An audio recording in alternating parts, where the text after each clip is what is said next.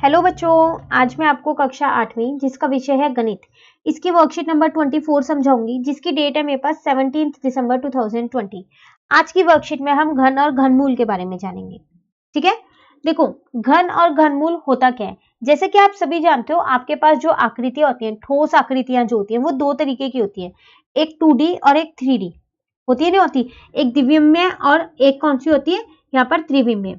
ठीक है, तो 2D वो होती है जिसके अंदर सिर्फ आपके पास लंबाई और चौड़ाई होती है, तो आप क्या करते हो, इसका क्षेत्रफल निकालते हो। ठीक है, और 3D आकृतियां वो होती है जिसके अंदर तीन चीज होती है, लंबाई, चौड़ाई और ऊंचाई। ठीक है ना, तो इसमें आप क्षेत्रफल नहीं निकालते, इसमें आप आयतन ज्ञात करते हो। ठीक है, तो इसमें हम आयतन निकालते हैं। ठीक है, तो देखो क्षेत्रफल निकालने के लिए दो ही चीज चाहिए थी, लंबाई और चौड़ाई, तो वो आपने निकाल दी। अब मैं अगर बोलूं कोई ठोस आकृति वो भी 3D है, तो उसको क्या करेंगे, उसके लिए तो आयतन चाहिए, मतलब लंबाई, चौड़ाई और ऊंचाई तीनों चीज चाहिए, तो वो तीनों को कर दिया। तो जब भी आप एक संख्या को, ठीक है, 3 बार गुना करते हो, सेम संख्या है वो एकदम उसको, तो हम उसको बोलते हैं घन।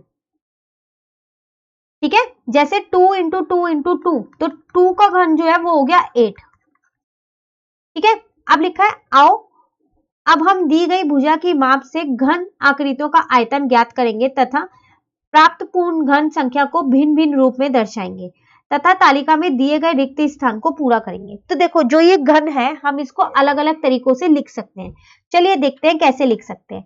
जैसे कि यहाँ आपसे कह रहा है घन की भुजा का माप, यहाँ पर आपको ये सारे माप दे रखे हैं, एक बार 1 है, एक बार 2 है, एक बार 3 है, एक बार 4 है, एक बार 5 है, एक बार 6 है, ऐसे करते करते 10 तक दे रखे हैं। ठीक है, घन का आयतन कैसे निकालोगे, तो 1 इंटू 1 इंटू 1 है ना, यही था ना, ऊंचाई, लंबाई, ऊंचाई और चौड़ाई को गुना करके, था ना यही।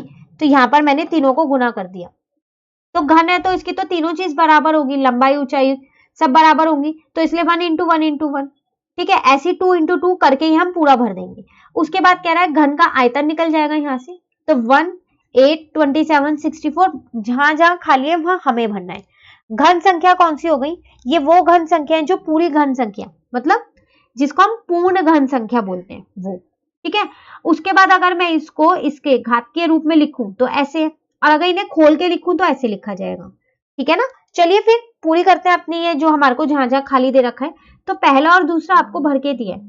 तीसरे में यहाँ पर आपसे वो क्या कह रहा है, तीसरे में कह रहा है आपको घन संख्या लिखनी है। तो देखो घन का आयतन 27 आया, तो घन संख्या भी 27 ही होगी। ठीक है ना, चौथे में आपको 4 इकाई दे रखी है, सब चीज भर रखी है, बस जो है विस्तारित रूप आपको लिखना है। तो कैसे लिखेंगे, ये क्या है, 4 का घन है ना, तो 4 को 3 बार लिख दो। ठीक है ना, अब पांचवें में आपको यहाँ पर घन का आयतन ही बताना है, तो घन का आयतन 5 इकाई है, तो 5 इंटू 5 इंटू 5, तो 125 आ गया। ठीक है, अब यहाँ पर 6 इकाई है, तो यहाँ पर कितना आएगा, 216 आएगा, तीनों को मल्टीप्लाई करके। इसके साथ साथ यहाँ ये भी खाली है, तो इसको क्या लिखेंगे, 6 का 6 की घात, 6 की जो घात आएगी वो कितनी आएगी, यहाँ पर 3 आएगी।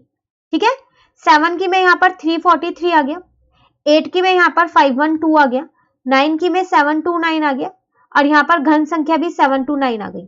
10 की में यहाँ पर 1000 आ गया, घन संख्या बाकी सब भरा हुआ था। तो देखिए कितना आसान था इस टेबल को भरना, जो जो खाली स्थान थे बस उन्हें ही भरना था। मेन है आपको ये पता होना चाहिए कि जो आपने ये आयतन निकाला इसको किन तरीकों से लिख सकते हो, ऐसे भी लिख सकते हो और ऐसे भी लिख सकते हो। ठीक है, लिखा है इस प्रकार हम देख सकते हैं कि प्राप्त संख्या है 1 8 27।